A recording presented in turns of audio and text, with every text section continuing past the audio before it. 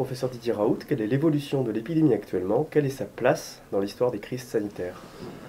Alors, l'évolution de l'épidémie, comme vous la verrez, pour nous, l'épidémie est en train de disparaître progressivement. Et donc, on avait au maximum, au pic, on a eu jusqu'à 368 cas nouveaux par jour.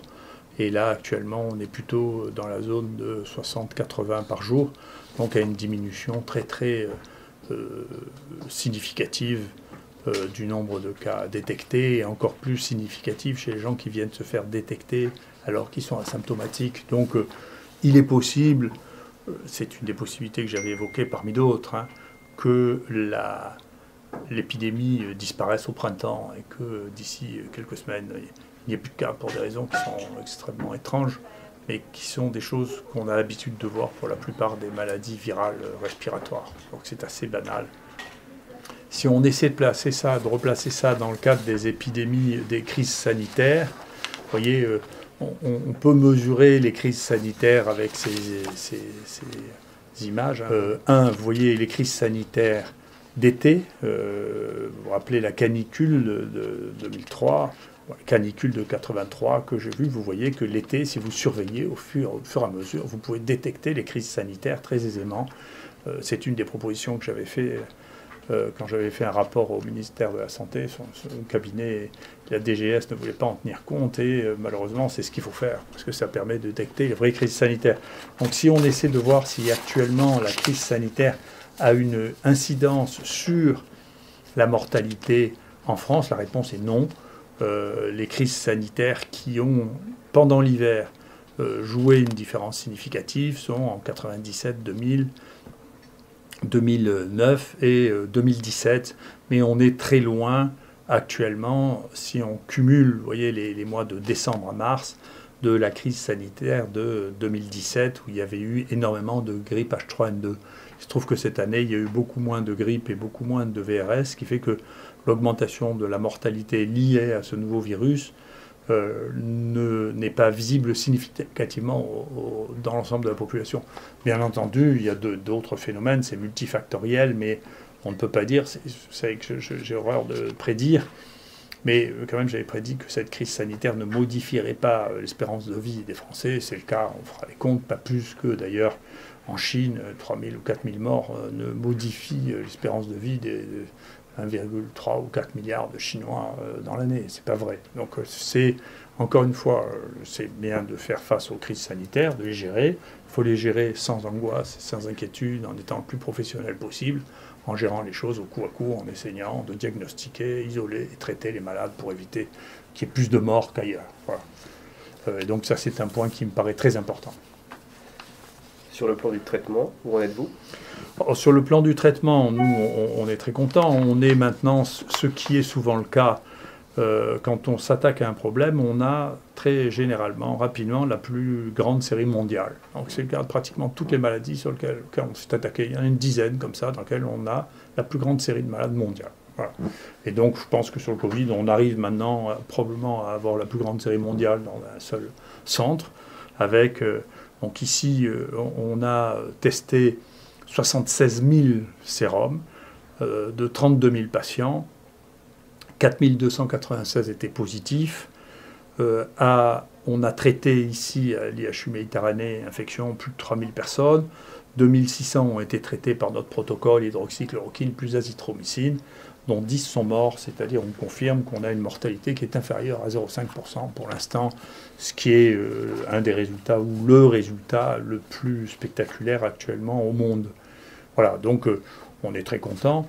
Les thérapeutiques, d'ailleurs cette thérapeutique, qu'elle soit ou qu'elle soit pas, elle est tellement spectaculaire, en réalité, les gens ont tellement de facilité à voir que ça fonctionne, qu'elle se répand. Et il y a des analyses qui sont faites en particulier par un institut de sondage des médecins qui s'appelle CERMO, qui montre que dans le monde entier, chez les médecins qui ont en charge ça, le premier traitement de tous actuellement, c'est l'azithromycine dans 50% des cas, et l'hydroxychloroquine ou la chloroquine dans 44% des cas. C'est massif. Ça veut dire que les praticiens adoptent ça parce que tout simplement ça marche. Et d'une manière très intéressante, et qui donnera probablement à réfléchir aux gens sur la méthode, est sorti un papier sur Remdesivir qui est dans le New England, qui est un défi à toute méthodologie, puisque pour la première fois, on ose publier une étude où il n'y a pas de comparatif. C'est-à-dire on ne compare ce traitement à rien, pas même historiquement. Donc c'est extraordinaire. Et donc la seule chose que l'on note, c'est qu'il y a une toxicité considérable, c'est-à-dire qu'il y a 60% d'effets secondaires, ce qui veut dire que ce médicament ne peut pas être utilisé en dehors des patients qui ont une forme très grave, mais les patients qui ont une forme très grave, on le sait ici, en réalité, n'ont presque pas ou n'ont plus de virus, ils ne sont plus à ce stade-là, ils sont à un autre stade.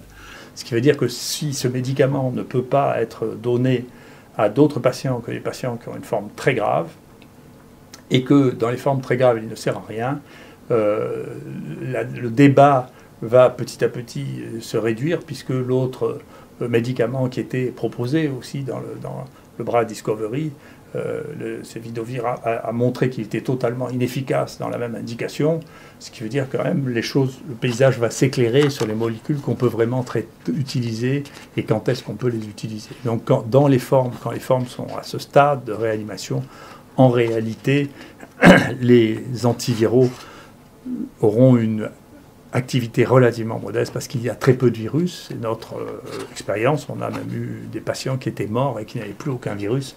On voit mal comment un antiviral prescrit à ce stade pourrait avoir la moindre efficacité. Donc le traitement, c'est les formes modérées, c'est les formes qui sont sévères mais qui ne sont pas en réanimation, qui permettront de faire les choses. Mais c'est intéressant parce que parmi les auteurs, il y a des gens qui ont fait des grands commentaires sur nos méthodes, mais c'est la première fois que je vois un essai publié sans aucun comparateur, ni historique, ni géographique, ni rien du tout. C'est juste dans je ne sais combien de villes dans le monde, on a donné un peu de Remdesivir à des gens qui étaient malades, et avec tout ça, peut-être avec un ghostwriter, c'est-à-dire un auteur ad hoc, a réuni toutes ces données avec très peu de données biologiques pour dire, écoutez, voilà, on a donné du Remdesivir. Voilà. Et c'est intéressant parce que peut-être que c'est une des publications encore qui permettra de suivre avec intérêt les fluctuations absolument extraordinaires de l'action Gilead. Et donc je sais qu'il y a un journal qui m'accuse d'avoir des conflits d'intérêts avec Sanofi, parce que j'ai discuté avec Sanofi au moment de la création des IHU, c'est ce qu'on nous demandait, il fallait qu'il y ait au moins 1, 2 ou 3 industriels qui soient associés pour pouvoir faire du développement en France de la recherche transactionnelle. Moi j'ai discuté avec Sanofi pour faire ce que je fais maintenant, mais sans Sanofi, c'est-à-dire du repositionnement de molécules qui existent déjà. Puis les discussions ont capoté, donc on n'a pas travaillé avec Sanofi. Mais vous voyez, vous regarderez ce truc, si moi je suis le conseiller de Sanofi, je suis un extrêmement mauvais conseiller parce que Sanofi n'arrête pas de perdre de l'argent, alors que les conseillers de Gilead sont des bons conseillers pour Gilead, parce que Gilead a gagné énormément d'argent depuis le début du Covid, bien que le cours de l'action soit modulé par le fait que l'on communique sur le fait qu'il y ait des traitements alternatifs pour la chloroquine, ou que l'OMS décide que le Remdesivir est le grand traitement, on voit l'action monter. Et puis, tout ça, ce sont des choses qui sont intéressantes, et c'est sûrement un des paramètres, je ne sais pas l'interpréter plus que ça, mais il s'agit de sommes absolument colossales. Hein. On est en train de parler de la capitalisation de Gilead, c'est quelque chose de tout à fait énorme. Hein. Donc c'est intéressant de voir, vous voyez, les fluctuations de ce cours en fonction des annonces dans la presse de l'efficacité ou de traitements substitutifs. Et donc, vous voyez que si j'étais encore un conseiller caché de Sanofi, je leur conseille de me foutre dehors parce que, franchement, ils perdent d'argent, ils ont perdu 20% de la valeur de leur action depuis le début de cette action. Donc, ce que je savais, je ne suis pas un très bon conseiller financier. Je pense que les conseillers financiers, en dépit de l'absence totale d'évidence d'efficacité de Remdesivir, sont bien meilleurs que les miens, puisque ça a pris une proportion tout à fait considérable de financement. Voilà. Avez-vous de nouvelles données concernant la toxicité de traitements à base d'hydroxychloroquine et d'azithromycine ? On a vu, là maintenant, nous avons sur les...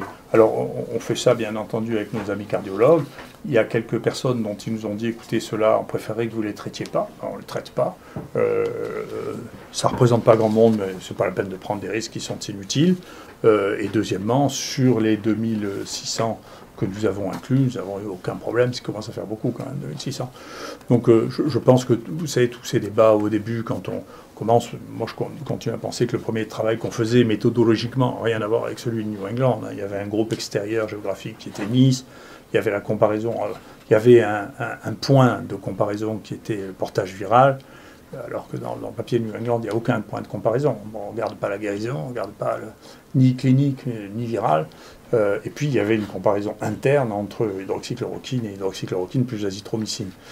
Moi, ce qui me frappe dans la situation actuelle, c'est que la mortalité actuelle dans les pays les plus riches est beaucoup plus importante que soit dans l'Est du monde, la Chine, la Corée, les pays de l'Est qui sont riches aussi, mais qui ont une mortalité plus basse, soit dans les pays les plus pauvres.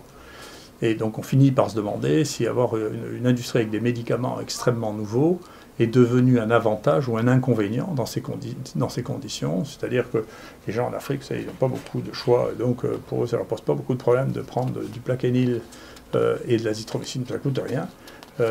Tandis qu'en France, il y a une lutte extrêmement brutale contre l'utilisation de médicaments simples et non coûteux, dont je ne sais pas si cela a des conséquences sur la mortalité en France, mais c'est une bonne question.